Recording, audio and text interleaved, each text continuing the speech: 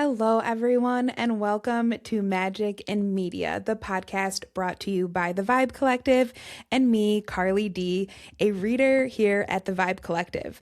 This podcast blends magic with the current pop culture news and moments to show you the magic that is all around us every day. We just have to look around and find it. So we find the metaphysical and the magic in the world all around us, and we share it with you. Welcome to Magic in Media. So it has been a month. It has been a month since our Met Gala episode. That was the last time we recorded. So just to kind of give you a little glimpse into what I have been up to and catch up, we kind of had to take a spring break. I didn't really plan to, but I had to go to the dentist 2 weeks in a row, get some dental stuff taken care of. Then I had actually to change some stuff up in my house and dismantle what I was using as our podcast studio for Magic and Media. So I am still in the process of putting together a new podcast space for us to work in. But it has been a busy month. So it was kind of a forced spring break for Magic and Media, because obviously when my mouth is numb, I can't really podcast very well. And if I don't have a space to do it, I can't really do it either. But all that to say, we are back. And we are back at a very fortuitous time, I would say, for the resident Gemini, which is me here at the Vibe Collective. But we will talk about Gemini season in a minute here. What I want to kind of touch on with this catch up of where I have been, what I've been doing, is one of my favorite quotes. And I just figured I would share it on here today. And I always have to remind myself, if you get tired, rest, don't quit. So if you are feeling tired, if there's a project, a passion project you've been working on that you kind of have that feeling of, I just need a minute, I need a break from it, take the break. Don't quit. Take a break, recharge, kind of revamp how you want things to be and go back to it. Taking a break when you need it and getting back to it. That was my spring break with Magic and Media, and now we are back in summer mode. We will be back with weekly podcasts, so bring the magic into your summer with us and join us for all the cross sections of pop culture and magic we see in the media we consume this summer. So I am super charged up, I am rested, I am fixed up and ready to go for this summer and all of the media we are going to see this summer. And I'm sure we're going to be encountering a lot of magic in media. We already, in today's stories, are seeing the magic show up. And I, as I stated, am a Gemini. So summer really is my season. But I feel for a lot of us, summertime is a awakening. It is brightening. It is energizing. There are so many positive things about summer that we can really lean into and make the most of as we go into summer solstice, which is June 20th. But before we have summer solstice next week, we have a new moon in Gemini on Sunday, the 14th. So this coming Sunday, we have a new moon in Gemini, and Gemini is known for being airy, talkative, very connected with those around them, very able to communicate. So remember that Gemini is the social butterfly of the zodiac. So think of how social June is for all of us, right? So we have weddings, grad parties, reunions, vacations, bridal showers, baby showers, bachelorette parties. Summer and June is a very social time of year. So I think it is fitting that it really is one of the most social signs of the zodiac. And like I said, we also have the summer solstice on June 20th coming, when Gemini season is ending and shifting into Cancer season. So that is also when that's the longest day of the year is the summer solstice. So from then, our days get shorter. So when we are in Gemini season, our days are getting longer. We're able to fill them with more things, to have kind of more adventure, more socializing. I just think we can't ignore the fact that, patios open, beaches, parks, all that stuff just becomes flooded with people when we are in Gemini season, when we are going into that summer time of year. We also have to remember that Gemini are very charming. So we are going to go over some Gemini celebrities. And I think when you think of these celebrities, it does remind you that Gemini can be very likable, but in some ways they are an acquired taste. So it's like certain Geminis, it's like people who like them really like them, but it's for maybe a certain reason or a certain niche. But we are going to go through some famous Geminis just to kind of help you see from another perspective what the characteristics of a Gemini are, what a Gemini looks like in the media, in the public eye. So our first kind of actors who are Geminis, we have Marilyn Monroe. Again, very memorable, very charming. She was known for being very likable, but can be somewhat polarizing. I think a lot of Geminis are very polarizing. And it's kind of like you either love them or hate them. It's kind of extremes. We're going to go through a couple more actors. We have Angelina Jolie, Johnny Depp, Natalie Portman, Nicole Kidman, Morgan Freeman.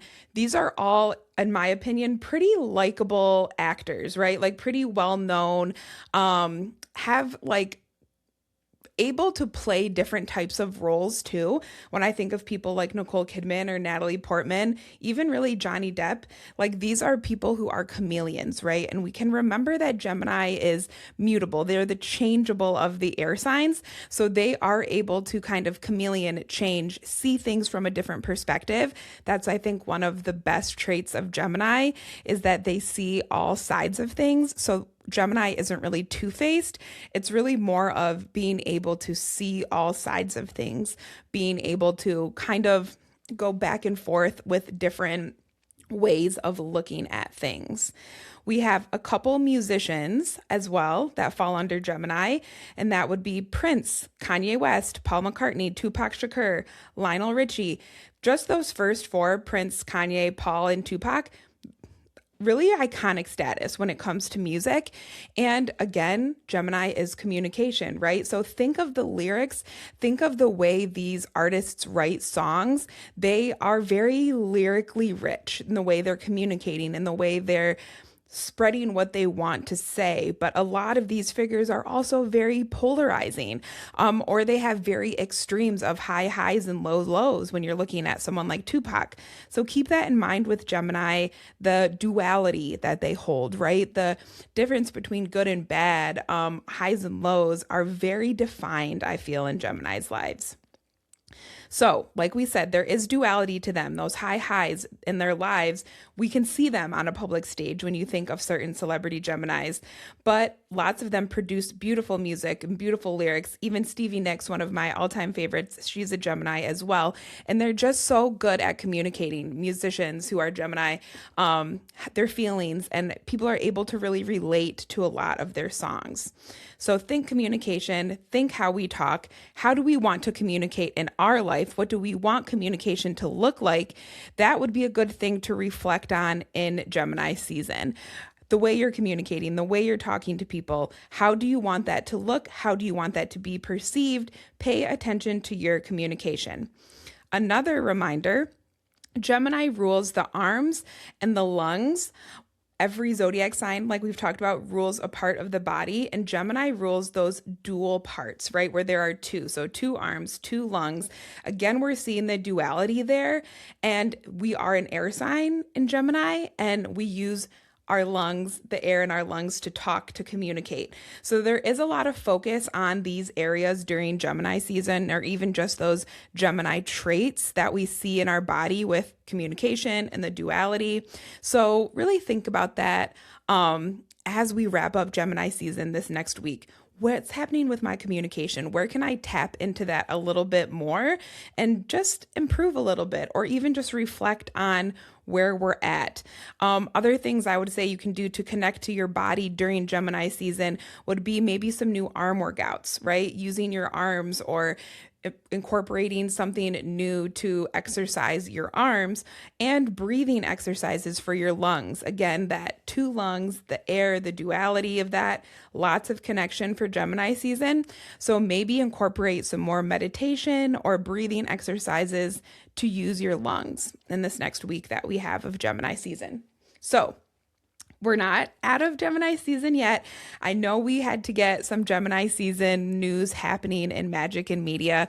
So enjoy the socialness, enjoy that social butterfly that's going to come out in you as we go through the rest of Gemini season. And it goes into summer, but we really just can't ignore that it's this first kind of jump into summer in May and June when we're in Gemini season that we're really seeing things start to get moving, especially on a social scale. So like we said at the top of this podcast, if you are a little burnt out, if you are a little tired from all the socializing you've been doing in Gemini season, take a break. Don't quit. Take some time for yourself. Don't let the burnout get to you too much, but don't be afraid to take a break during Gemini season. So that is our first topic this week. Our second topic is Toy Story 5. So Toy Story 5 is coming out June 19th, and we are going to talk about how this can connect to our inner child or inner child work and what we can do to utilize this magic of Toy Story in our own life when it comes to our inner child. Also, Toy Story historically comes out in Gemini season. So all of the Toy Story movies, or at least the last few sequels, we're on the fifth one, come out during Gemini season. And I think that that really does hearken to that fun social spirit that we feel in Gemini season, and how we feel that fun social energy from a kid movie like Toy Story 5 when we are in Gemini season. So really helps to connect the feeling of that kind of just childlike energy. Honestly, I always think of summer and having fun and being out of school, and that's such a time that a child is alive. I mean, really enjoying themselves. All kids love summer, love playing. So tap into that as we experience Toy Story 5 this summer. So we are going to let Toy Story 5 call us to our inner child. And something we can do this summer that I always think really helps to connect to your inner child is give them what we need now, or give our inner child what they needed now. Now that we're an adult, what can you give yourself that your inner child never got, that they never received? And this can be done in both a fun way, but also it can be emotional. Sometimes we have to give our inner child the gift of forgiveness for ourselves and others. Maybe when we were growing up, we didn't get everything we wanted from those who were caring for us or who were around us. Maybe it's giving ourselves that gift of forgiveness, of forgiving them. Or if there are things from our childhood that maybe we regret or we wish were different, giving yourself that gift of forgiveness. So a simple prompt I want you to use is, what did you want to be before you grew up? Use that as your kind of meditation and thinking prompt when we're thinking of inner child work this summer. And literally just sit and think, what did I want to be before I grew up? Before you knew about college and certifications and education and status, what did you want to be? Maybe you wanted to be an astronaut. And even though now you can't go to space, you could go to a dark park in a nature center and see the stars, or you could check out a science museum that's having a special, presentation on space, or going to a planetarium. There are different ways we can tap into that childlike wonder now as adults. And in that same way, we are giving our inner child things that they need, but we're just doing it now, right? So take yourself to the science museum. Take yourself to just go look at the stars in the backyard, but do it how you would do it now. Maybe when you were a child, you wanted to be an actress. So watch the movies that inspired you when you were younger, or go see a live show somewhere around you, your community theater, or during the school year, if there's high schools doing plays, go see a live show. Connect to that part of you that wanted to be an actress when you were a child. You may not be an actress now, but there are ways you can connect to that you can nurture that inner child, that if anything, just make you feel happy, right? Going back to that childlike wonder, that childlike happiness. What can you do to tap into that? Find joy in the things you would find joy in when you were young, but be sure to take some time and reflect on it. What did you want to be before you grew up? Before you knew about all the things you had to do to become that thing, what did you want to be? And then connect to it. But I think something I emphasize on this podcast too is we have to take the time to reflect, to sit, to be quiet. If we're not journaling on a piece of paper, maybe you can take a couple notes in your phone, but give yourself the time to sit and reflect. That is how we learn things about ourselves. That is how we can nurture our relationship with self. And I know I even move at such a quick, got to get to this, got to do that, always having something to do. So it is very imperative that we pause, carve the time out for ourselves, make the time for ourselves, so that way we can nurture ourselves and nurture our inner child. So that is your Toy Story 5 homework. I will be going to see it. I love the movies. I love nostalgia, and I love seeing these child movies, or movies that are even aimed towards kids, that definitely have a message that us adults need to hear. So I'm excited to see what the message is in Toy Story 5 and just lean into that nostalgia. So that is our second topic this week. Let us know how you connect to your inner child. What did you want to be when you were a kid? And how are you seeing where we can nurture that now? So our last topic, something that is very prominent in sports news right now, is the NBA playoffs. So we have the New York Knicks and the San Antonio Spurs currently playing in the NBA playoffs, and the Knicks are currently leading. So we have have to do some math. I literally had this like in my head earlier. But we have game 6 coming on Saturday the 13th. So right before the new moon. And the Knicks, if they win on Saturday, they win the whole playoffs, right? If San Antonio wins, then we're pushed to another game. But it has been very interesting to watch. The Knicks are getting a lot of attention. I feel it's because they are in New York, because they have a lot of celebrity fans. We're seeing a lot of focus on the Knicks in the media, and they haven't been in the playoffs since 1999. So this is a big deal. This is huge for New York. So naturally, lots of the witchy and magical people in New York are taking to the streets to bring that good Knicks energy to the playoffs. So I saw a video of a group of friends.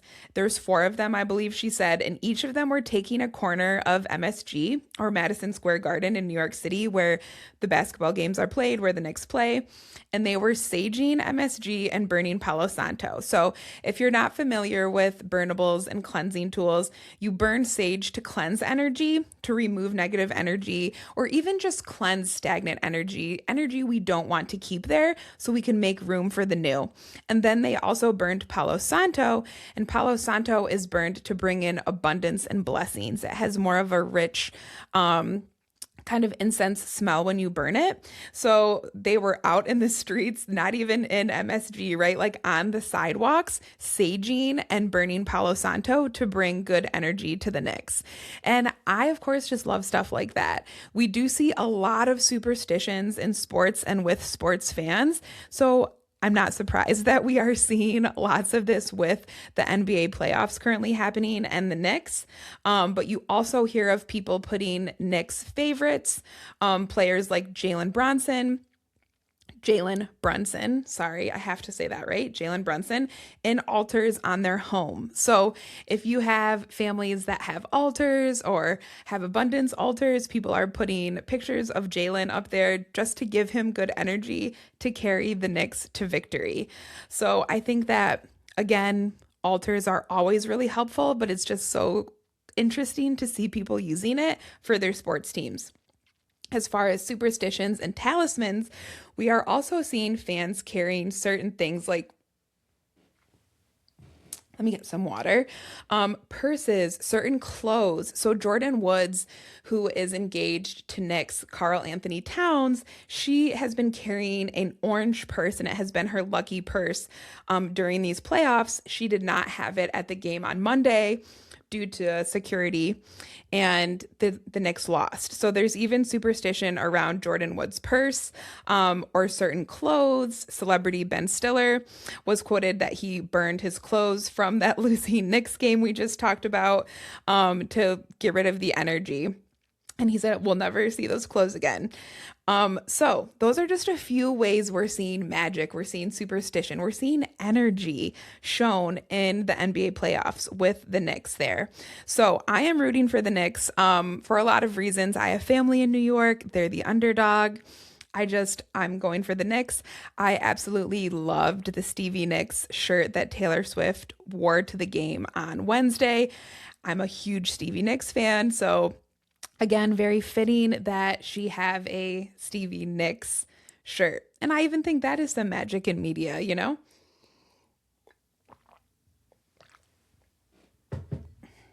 So all around, lots of cool stuff, lots of celebrity involvement with the Knicks. And we are seeing, on a world stage, how these celebrities are even using energy and luck and good luck charms as they're just attending these NBA games. So another thing this reminded me of is a couple years ago when the Super Bowl was in New Orleans. There was actually a lot of people who were going to hoodoo and voodoo shops and getting voodoo dolls of the players. And this kind of reminded me of that. I haven't seen as much voodoo dolls with the NBA playoffs, but I'm sure they're out there. I'm sure it's happening. But it definitely reminded me of that Super Bowl when you're in a place like New Orleans where it is very known for hoodoo voodoo culture and spell work, that they, of course, are doing things to help their team there. So it's always around. We just have to look for it, right? Which is a big part of this podcast. So I am going to tell you a simple spell that I would recommend for a Knicks fan for you to do to bring the team some good juju, or just bring your team some good juju when you want them to win. Of course, you can do a variation of this very simple spell that I'm going to tell you. And to wrap up today's episode, I am going to pull one tarot card prediction for the outcome or what we can pay attention to on the playoff game this Saturday, the 13th. So we'll see. Will the Knicks win and end it all, or will we be pushed to another game if the Spurs win? We'll pull a card and see. But the spell that I would recommend doing, that's very simple, I think very attainable, even if you don't do a lot of magic, is to burn blue and orange candles for the Knicks. Those are their colors, right? So if you have blue and orange candles, just lighting them, putting that fire, putting that intention is a very simple thing you can do. Now, I do have some magic oils like Victory Oil or Crown of Success. I would put Victory Oil on my blue and orange candles for the Knicks if I burned them. I would also maybe put some, prosperity crystals around them like citrine or a pyrite, just to give it a little extra of that fiery energy. Also some carnelian. Carnelian crystals are known for energizing, giving confidence, and giving people a boost. So those are some crystals I would put around my candles for my team as well. Carnelian, citrine, and pyrite. And those are just all very grounding, help with confidence, help with uplifting, because you want positive energy around your team for stuff like this, right? So focus on the positive, lighting blue and orange candles. Like I said, if you are someone who can be around Victory Oil or Crown of Success, that can be helpful too. So that is my suggestion for a little spell, just a little something you can do. Candles are very accessible, very easy to use. And yeah, that's what I would recommend if you just want to send some good juju to the Knicks as they go to their playoff game on Saturday. And now let's pull one card. We are going to use the Way Home Tarot, which is a deck we carry in our Vibe store. And let's see cards flying out already, what energy we can expect for the game on Saturday. And we are getting the King of Swords. So I do think things are in limbo right now. We don't know, right? Who's going to win. And this is a lot of strategy. So this is a lot of thinking, strategy. I almost have a feeling that maybe things may be a little we may be overthinking a little bit on the KNICKS side. So my advice to them would be to pay attention to that, to not overthink, to not overplan, and kind of use more intuition than planning and plotting. I'm almost getting this is like a little too much overthinking on their side. So I don't know. I really don't know how that game is going to turn out. But I'm really feeling it may be a bit of an overthinker for the KNICKS. So pay attention to that. We'll see what happens. Embrace the new moon we have on Sunday in Gemini. This is going to be a beautiful new moon, all about new beginnings, fresh starts, and a beautiful summer to look forward to. So thank you for listening this week. We will be back next week with more magic in media. And as always, find the magic in your own life.